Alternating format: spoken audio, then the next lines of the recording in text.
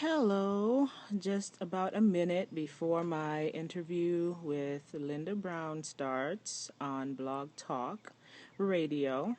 So feel free to catch it there or here in the scope.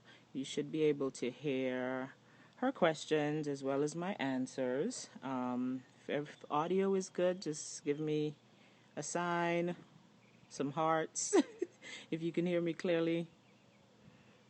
Okay, and then once we start talking, she will be on the phone, and hopefully that is clear as well. So, yeah, if you want to invite some followers, I'd appreciate that. The replay will also be available, and the same interview is also going forth on Blog Talk Radio. All the info for that is on Facebook. Your show will go live in 5 seconds. Yeah, 5 seconds, and the phone number is on Facebook, so you can check it out there. Blog Talk Radio. Writing your book is the easy part. Promoting your book so readers can find and purchase it is the hard part. Welcome to the Author Chat Show, hosted by author-publisher Lynda D. Brown. Follow us at www.facebook.com/authorchat. And to contact the show to promote your book, contact me at theauthorchatshow@gmail.com. Stay tuned and listen to today's show.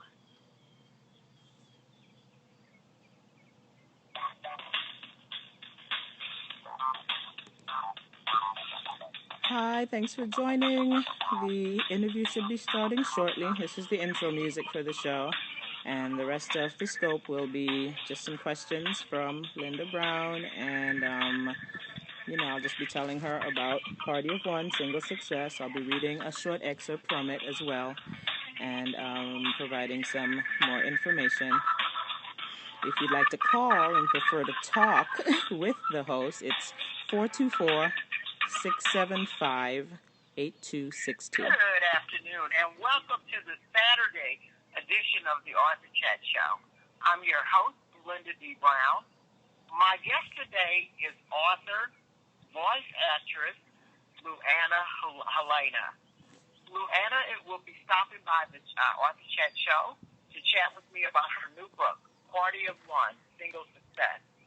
This is Lynda's second appearance on the Author Chat Show because not only is she a published author, she is also the narrator of my Invisible Enemy series. So she's been on the show before as we discussed the series. So it's going to be my pleasure to introduce you to Lynda as a best-selling author. We'll be right back to chat with Lynda after a word from today's sponsor. How would you like to own your own health and wellness business with celebrities like Shaquille O'Neal and Chris Brown, Snoop that Dogg, was the Jennifer intro. Lopez, UFC fighters Brandon Vera, Okay, Houston cool. Thanks, Alexander, Lena. Yeah, Periscope WTF's will give you Alfonso both Ribeiro, sides Singer anyway, P. so you Howard, can and listen MMA in. Thanks a fighter lot for Rich joining. McMadden promoting your business for you. How would you like to share amazing, great-tasting products with your friends and family and make extra money and get free products? How would you like to earn weekly and monthly bonuses? What about getting your share of equity in this billion-dollar company? For more information, log on to www.whatareyouyoueating.info.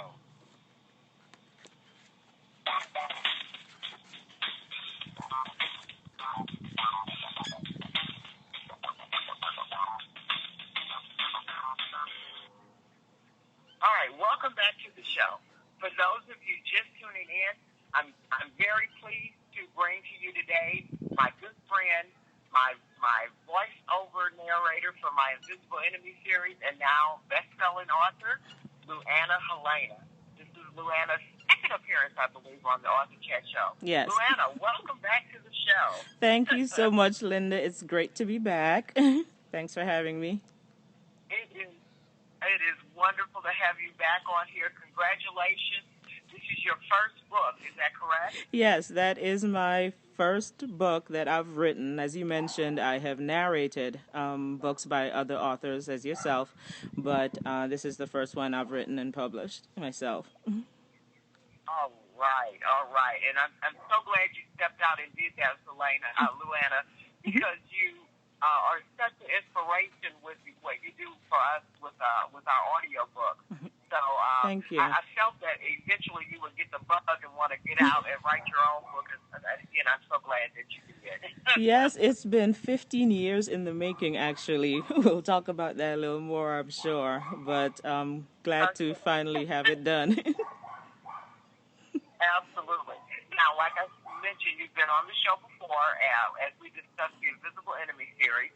Mm-hmm. But for those that did not get an opportunity to hear that show, why don't we get started with you telling us a little bit about yourself? Okay, sure. Well, my name is Luana Helena. I was actually born in the Caribbean, an island, small island, Antigua, and grew up there for first 16 years of my life before my family moved to the U.S. Most of my life, career, work has been in teaching and education, high school English teacher for about 15 years. And, with that comes writing, editing, other students, like students' work and so on, and a little bit of your own.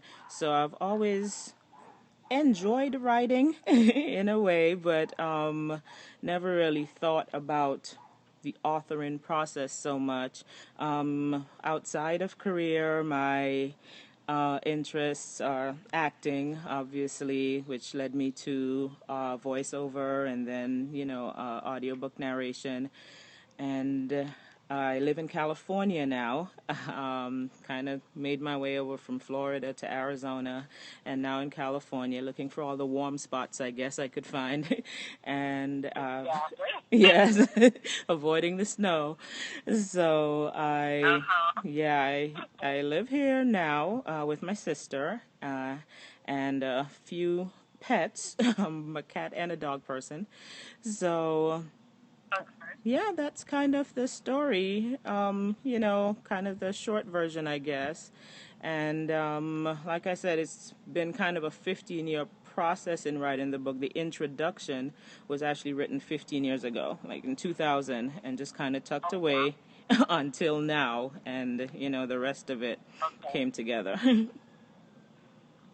Exactly. And the title of your book, for those that did not hear the intro, is Party of One, Single Success. Yes. So, Luana, you are single, is that correct? That is true. I am single, so I'm writing pretty much from my perspective.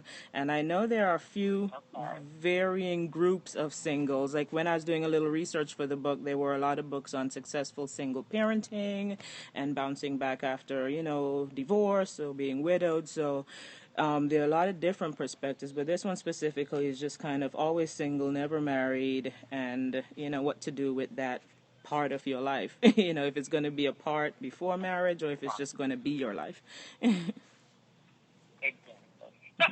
And we kind of laughed because we thought that this would be a great show right before Valentine's Day. Right. Like you mentioned, there are a lot of single women, sometimes not even by choice. I'm divorced. I have not been in a committed relationship in a while. There are those that are widowed. My good friend, who is actually in Chicago right now, getting her license for her brand new BMW that she won. Oh, wow. She was widowed at a very young age, and she has not remarried. So this is a book that's going to really resonate with a lot of people. Luana, tell us a little bit about the book. Well, like I said, it started in 2000. I was on my way home. My family lived in Florida. I was the only one in Arizona. So I would go visit for holidays. I don't know, it was probably spring break or something. Then on my way, flying back home, I noticed the airline magazine said that, where I was landing in Phoenix, Cats would be showing, playing that day. And I had always wanted to see that play. So I thought, oh, this is perfect timing. As soon as I land, the matinee will be in a few hours. I'll grab my tickets, enjoy it, and then drive. I had like a 3-hour drive home after that, which just seemed ideal to me. It was like God had smiled on me. So I'm in this happy mood, about 20-something, early 20s. And then to just kind of spend a little time, because the box office wasn't open, I went across the street to a restaurant. It was an IHOP. I'm not trying to put them on blast, but it was an IHOP. And then I go in. I go in, and then the maitre d', and this is the introduction of the book, literally, he kind of walks up to me, he looks around, and he seemed like really, really kind of hurt, and he's like, party of one? Like shocked. And I'm like, yeah, not a problem for me. But I kind of brushed that off. And then, he wrote my name down or whatever. Then he goes to call all the other parties, the couples, the big families, and so on. And then when he finally gets back to me, he's like whispering again, your table is ready. And he kind of points me over there looking like, oh my gosh, poor girl. Like he was feeling so bad for me. So for the first few minutes, I'm sitting in my booth, like, sipping the coffee and wondering, okay, something wrong with me. Like, if he's that hurt, should I be feeling kind of, away about this, walking into a restaurant by myself, or am I really happy? Am I trying to pretend to be happy, or whatever? So anyway, I guess it was just kind of therapeutic for me to shake it off. I grabbed a pen, paper, and I wrote down what's the introduction to the book. I'll read that as a part of my excerpt later. And then I just kind of shook it off and, ordered my Rudy Tooty, fresh and fruity, with blueberries, and went back, purchased my ticket, enjoyed Cats. I cried, I laughed, and then drove my 3 hours home and just kind of tucked it away. Then, a few years later, I was in a creative writing class, and I guess I was being a little lazy. I didn't want to go write something new, so I was like, oh, here's that thing, and I went ahead and turned it in, and the professor was like, oh, this is pretty good. They put it in the literary magazine. So I'm like, oh, maybe that was the purpose, to have it published in a college literary magazine. The end. My mission is accomplished. Yeah. So, but then it's like God wasn't through with it yet. It's like, no, it's not. It's not a journal entry. It's not an essay. There's more. There's more. So, people have been telling me, like different people with a prophetic gift have said, you have a book in you. God wants you to write this book, and it will help people, based on what you've been through. And I'm like, okay, all I have is this piece of paper. But from there, late last year, there was just kind of a pulling away, kind of setting time aside, and just getting, the rest of it going. And what it ended up being, it was something different from what I thought it would be. It was just, the book ends up being kind of a parallel between the life of Jesus, who is the ultimate single, and then our life. Absolutely. Right. So we don't have a lot of his life. We have, 12, and then we have 30 to 33. So from those 4 years or so, we can say, okay, what did he do as a single man? What should we do as single people? And it just kind of lines up. So it breaks down into 3 main categories, and the 3 things to pretty much focus on is to reach goals, not just set them, but to really take the time to reach them without, a lot of other obligations in your life. And then to take the time and enjoy the perks of being single. There are definitely benefits to being a single person. And then finally to relish relationships, not to be so isolated. You may not have a spouse right now, but you have siblings, you have parents, you have friends, you have, different relationships all around you that you can really take the time to enjoy. So those were the 3 main areas that the book gets broken down into, and just pretty much how Jesus approached each of these areas in his single life, and then what we can take from his example to apply to our own lives. Now, I'm going to tell you, Luana. I never thought about it. I never thought about it that way. That Jesus was indeed a single person. He was. And notice how he didn't. And of course, like you said, he had a goal that he knew.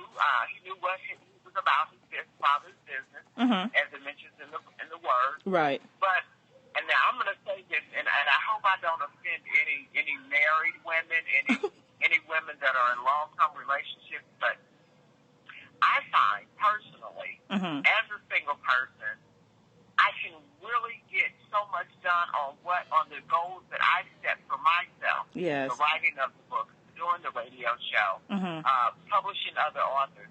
I don't believe I would have the time or even the concentration to do it if I had a full-time partner. That Is is this true. something that you've experienced as well? Yes, that's definitely been my experience. I mean, even just the time it took to write the book, it was 10 days where, if I lived with someone or I had to take care of someone or spend time with someone, it just wouldn't have been done. It could have actually caused a rift in the relationship if they didn't understand. I mean, I kind of locked in for 3 days and then just wrote for 7 days after that, which is, more than a week. So, yeah, definitely there are times where there are things that we like to do with people. I have my sister and I do a lot of things together. We go to the movies or, go out and eat and so on.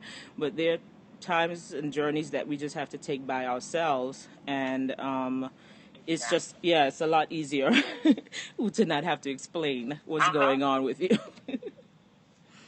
Right, or either stop what you're doing because, he needs this, or Right. your kids. And that's another thing. I have a son that will be 37, I believe, in June. And now that he's got his own life, again, it frees me up to do what it is that was in my heart. Right. And I wasn't able to do as a married woman and then as a single parent.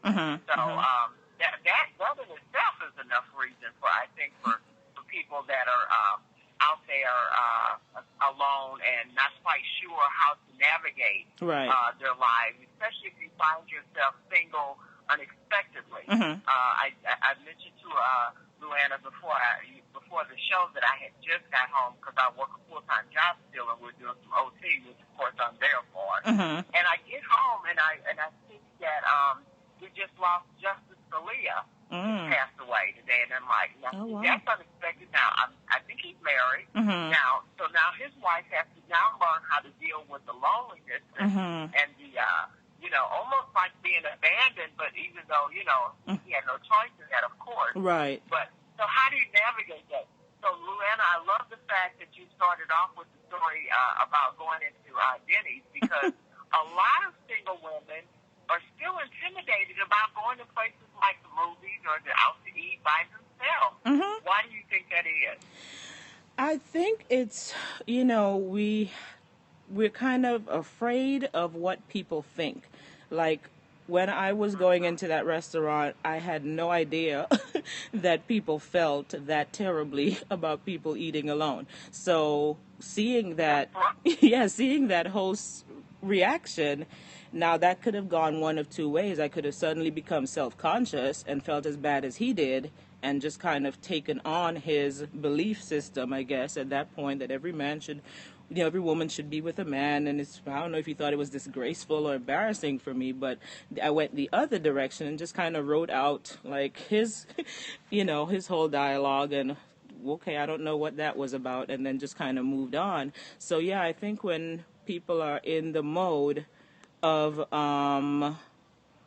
what will people think? And, do I look like I'm lonely, I'm a loser, whatever, then I think that's what kind of scares them. And then it keeps you from doing things you want to do. I mean, sometimes, like I said, I go to the movies with my sister, but we might go and want to see two different things sometimes. So we'll go in together and then split, go down to different theaters.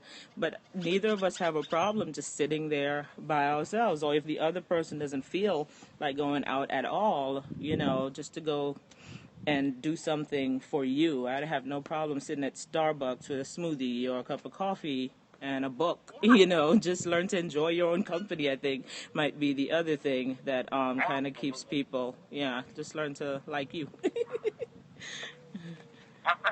and I think it takes a different level of confidence in yourself to, to tread through those waters. And I'm like, I hate to say it, I've been single now, really, because my son, like I said, it will be 37. My husband and I broke up when we split up when he was like 18 months old. So, I have no problem, walking into a restaurant. I mean, and we're talking high-class restaurants. Okay, with one, please. Right. And we'll bring my work. You bring your laptop in and, or your tablet and you start, getting. So I think that is absolutely fabulous. Another situation that is hard for singles to navigate is, and I'm sure we've all experienced this, is the dreaded family reunions or family weddings, and then you run into relatives and go, oh, you're still single? Mm-hmm. Yep. Do you mention that in your book? Yeah, actually, that was part of the excerpt that I plan to read. I call it, and I'll clear this up. Awesome. I'll clear this up as soon as I say it. It's called. The chapter is called STDs and Showers, and STD stand for Save the Date. And showers, of course, are bridal and baby showers. But I was being cute and clever there. But that chapter addresses, not feeling the need to go to every single thing, but then not, going to the other extreme and declining everything. Finding that middle ground. What can you do for the person that maybe is still as valuable as your attendance, or maybe even more so. So have a few ideas in there for when all these invitations come up and you feel pressured. And it is pressure, whether intentional or not. Right. But again, it takes a certain level of confidence to say, hey, I'm good. Mm-hmm. Yeah. Now, if the right person comes along, like you, Lynda and I are both spirit-filled women, and I enjoy waiting on the Lord to send me that right person. Mm-hmm. Because I think what's worse, being single or being connected to someone that is not the right person. Exactly. And they've done that as well. Mm-hmm. Mm-hmm. Right. Right. Amen. Okay. Now, we're going to take a quick commercial break. When we come back, Luana is going to read us an excerpt out of her new book, Party of One, Single Success. So just hold tight, and we'll be right back to go on the chat show after work today's sponsor. Okay. How would you like to own your own health and wellness business with Hi, celebrities Lynda. like Shaquille Thank you so O'Neal, much. Chris I know you Brown, said you had to Snoop Dogg, run. Jennifer Yes, Lopez, we're believing UFC God, fighters and I Brandon trust Vera, that your best is Houston yet to come Alexander, too. BWT I really Evans, enjoyed your Alfonso high Ribeiro, tea when Peter you had B. it. Howard, That and was MMA inspiring fighter to me Rich as well. McMadden, So promoting your business for you. I hope How you would you like enjoyed to share the amazing, section of this great-tasting interview products you with were your able to friends and catch. family and make extra money and get free products? How would you like to earn weekly and monthly bonuses? What about getting your share of equity in this billion-dollar company? For more information, Yeah, I saw everything, the dance, the speakers. It was so beautiful. I think she's coming back now.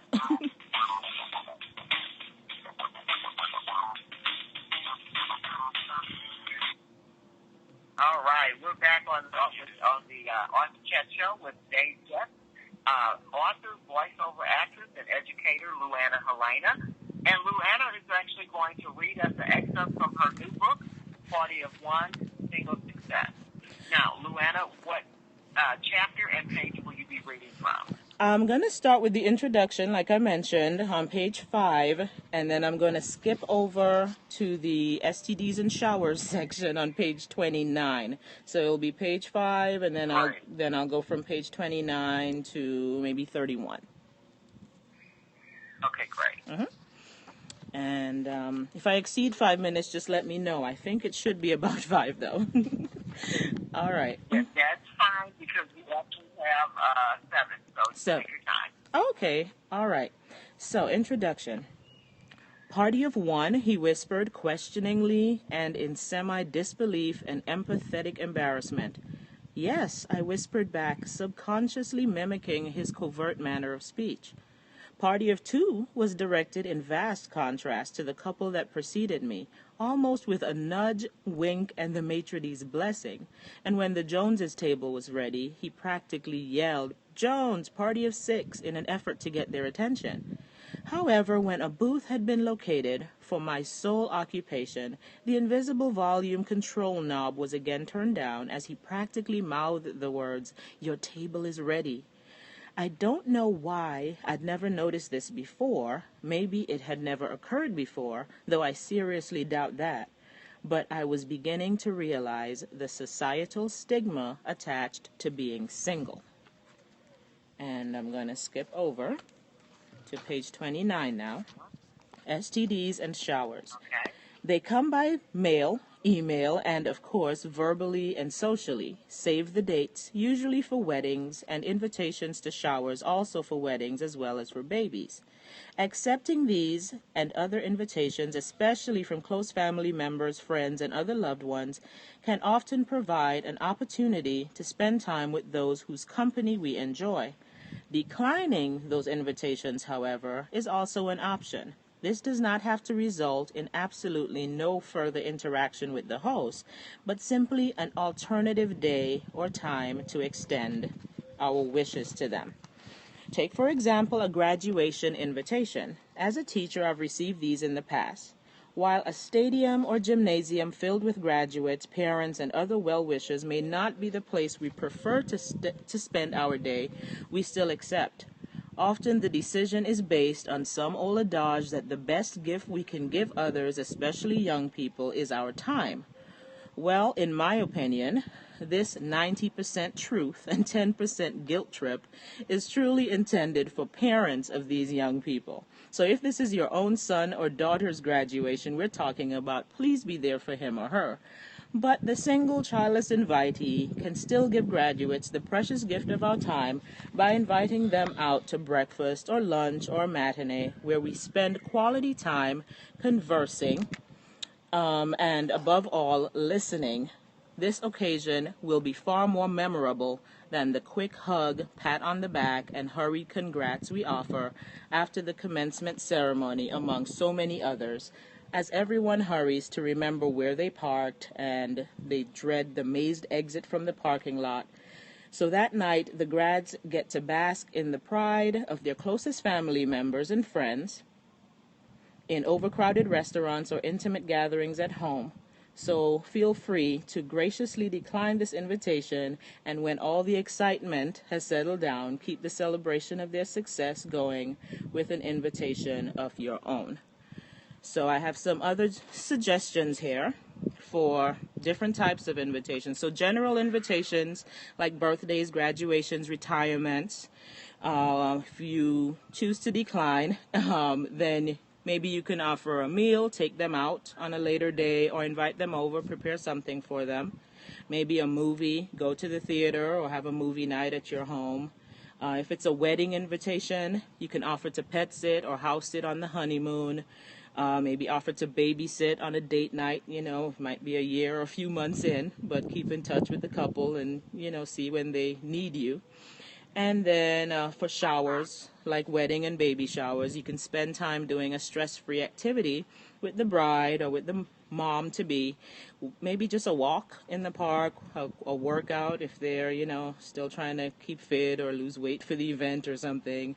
Get a manicure or pedicure, and this can either be before the event or once it's all over, then, kind of decompress with them. So at the end of every section, I have like a little balance section, and this one at the end of relationships, it ends this way. It says, all relationships, whether family or friends, like every other area of our lives, must come into balance. While we shouldn't shun and avoid all human interactions, we must guard against becoming completely consumed by them. We can learn that if Jesus chose to spend time fostering relationships, then as the saying goes, no man is an island, and we are therefore meant to connect to at least one other person at some point in our lives. We do also note, however, that the person with whom he ultimately spent most of his time was God, his Father. And the closing scripture here is, as often as possible, Jesus withdrew to out-of-the-way places for prayer, and that's from Luke 5. And then another one, at about the same time, he climbed a mountain to pray, and he was there all night in prayer before God, and that's from Luke 6. So if we ever find ourselves having to choose between dispensable earthly relationships and our absolutely indispensable relationship with God, the choice is clear. And Jesus himself further reassures us. No one who has sacrificed home, spouse, brothers, sisters, parents, children, whatever, will lose out. It will all come back multiplied many times over in your lifetime. And then the bonus of eternal life. And that's from Luke 18:29. And that kind of closes out the chapter before we go into dating. And I'm sure that, that's a little point of interest for listeners. But they'll have to get the book and, pick up on those chapters. But, that ends my excerpt. It sounds wonderful. Thank you. And make sure, Luana, you email me the ebook so that I can read it and do a review for you on Amazon, because I think it's definitely something that's needed. One thing that you mentioned in the synopsis of the book or the book description is that you wish this was something that you read as early as 20 years old. Yes. I agree with that so much, especially since women are doing so much more than what our mothers and our grandmothers did. What age would you recommend this book for teenagers to get their hands on a copy of this book? What age do you think is appropriate? I think for most teenagers, about 14 would be good. Like freshman year in high school, you start thinking forward. Everybody's starting to ask you, what do you want to do when you grow up? What do you want to be? That kind of thing. You start thinking, whether it's marriage, family, is it all career? Can I do both? And then society is giving you all its impressions. One group will say, oh, you can have it all. Another group, it's one or the other. Your family might have beliefs that promote, one lifestyle choice over another. So I think that would be a good time to really pick it up and see, okay, I'm probably going to start out single. I'm not going to get married right out of high school. So how do I live that part of my life successfully? And then, you start to see that list of goals of education and career and ministry and all the different things that are listed to, get fixed or situated before looking at other relationships. Wonderful. Now, and for those that are listening, again, the title of the book is Party of One, Single Success. The book is available in Kindle, paperback, and of course you did it in audiobook, and I'm assuming you did your own narration for the audiobook? Yes, I narrated it myself, so all three formats are available. Okay. And Luana, before we go, how can listeners connect with you online? The best way to connect with me online is Facebook. My personal page is L Helena, Lhelena.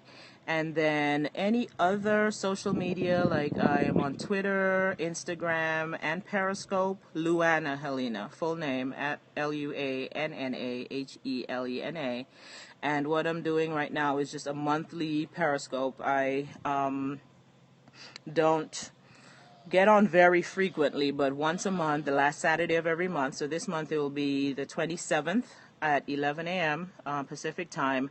I'm doing a scope about 30 minutes.